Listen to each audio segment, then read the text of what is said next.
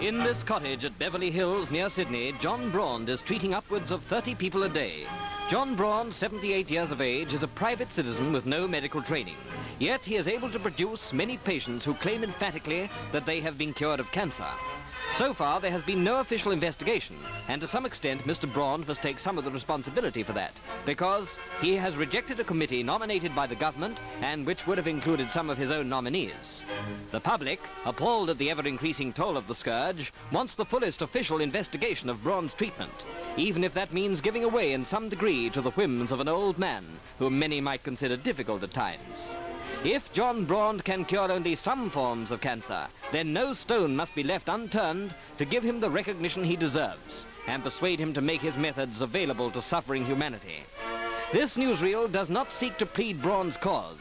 It presents the facts as it finds them, but it does insist in the public interest that Braund's claims be officially proved or disproved, and without any further evasion of the issue on either side.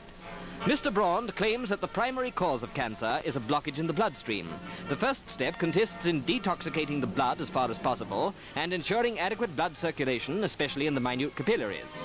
Some patients under treatment cover their faces for the obvious reason that at this stage they do not desire publicity for their condition. Braund's method insists that the blood be swept away from the heart and not to it. The second stage is the injection into the tumor or growth of a liquid, the chemical makeup of which is known only to Braund. After a lapse of 10 to 20 days, the tumor, now dead and shrunk to a quarter its normal size, may be easily removed. Later, you will see the removal of a growth, but in the meantime, here is John Braund himself. During the past few weeks, there has been a lot of publicity about cancer cure. So I can say it there. I have been treating malignant growths for 20 years. I took one case before the Cancer Research Board in 1933. The professor, who was chairman of the board, said, "You are treating these just like glorified boils." And he said, "That's all they are." He asked me then how many more I had or was doing. I said 6, but I had 8. They promised to come next morning, and I've not seen them yet, and that's 14 years ago. I've challenged them here a few weeks ago to provide a certain number of patients certified by them as cancerous growths, but they'd have to be approved by me to say that they would have cancer, and if I said they had cancer, I'd be satisfied, and I would take them and cure them, providing that they didn't look at the patients during the time, from the time that I started to the time that I finished. Then I'd hand them over. I have cured many, many people, but particularly 318. Those were all malignant growths. I would like the cameramen to interview some of those that I have done, and they can see for themselves whether it has been a malignant growth or not.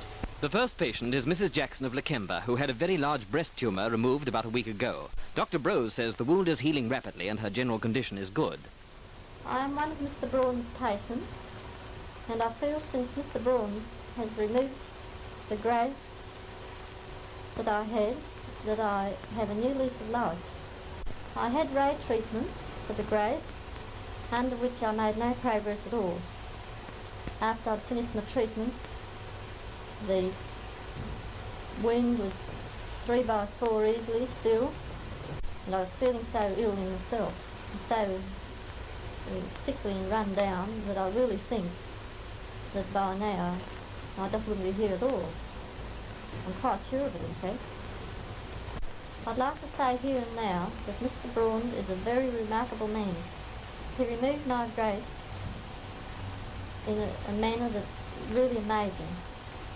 Without anaesthetic, without bleeding, without knife, and without pain, which I consider no doctor could possibly do. And now a man who had a cancer removed from his face by surgeons some years ago, but another grew. My name is Austin Redditz. I am a justice of the peace. For the last 3 years, I have been under specialist treatment for cancer. In October 1946, I had glands removed.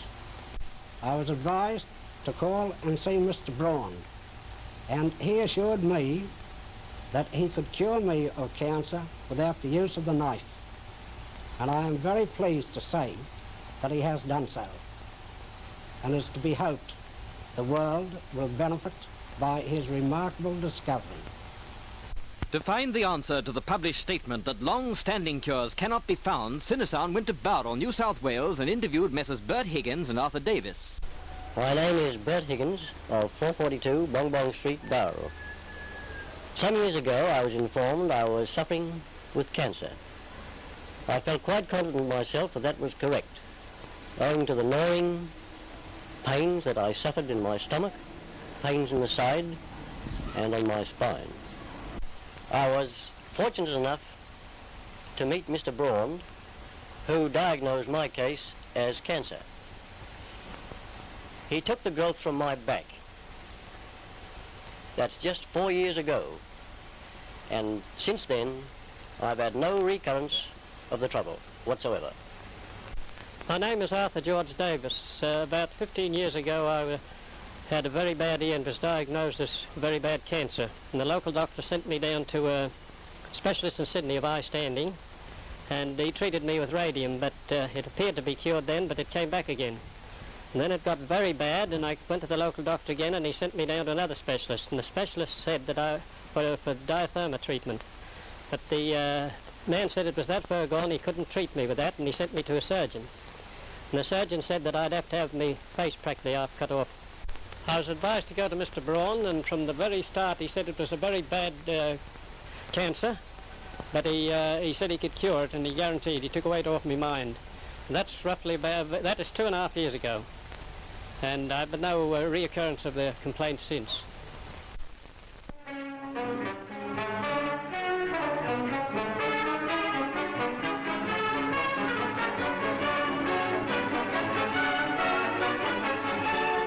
Mr. Gifford of Melbourne had cancer of the liver.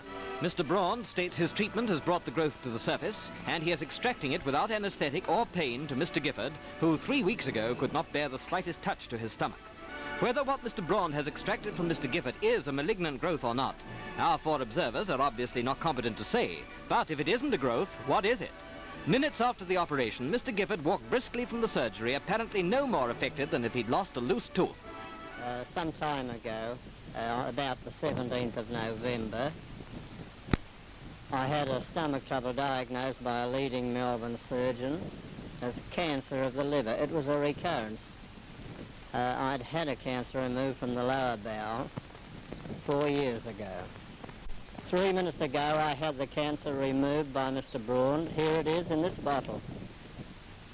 During the time that Mr. Braund was treating me, I was not confined to bed. I was able to get about quite well, and I think I put on a little weight. That is, before the cancer was removed.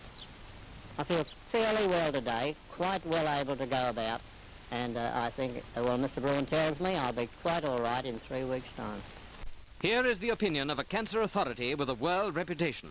Dr. Henry L. Brose, Doctor of Science, Doctor of Philosophy, Master of Arts, formerly Professor of Physics at the University of Nottingham, England, and an elected member of the Imperial Cancer Research Committee. I've been watching Mr. Braund's work for nearly 4 years, and I know too much about cancer to have any doubts about his being able to cure at least some forms of it. One factor must be remembered. Mr. Braund is not a young man and is inclined to be difficult, but that does not alter the fact that he seems to have some cure for malignancy. I'm sure that when the time arrives, that he will make his formula known for the benefit of humanity and earn the gratitude of cancer sufferers throughout the world. I feel that he is not out at all after monetary gain. He is anxious to secure recognition for his work and is not concerned with any other purpose whatsoever. As a final thought, it is not impossible that a layman should discover a cure for a scourge which has baffled the world's greatest scientists. It is well to remember that some of the world's greatest discoveries have been simple things made by simple men.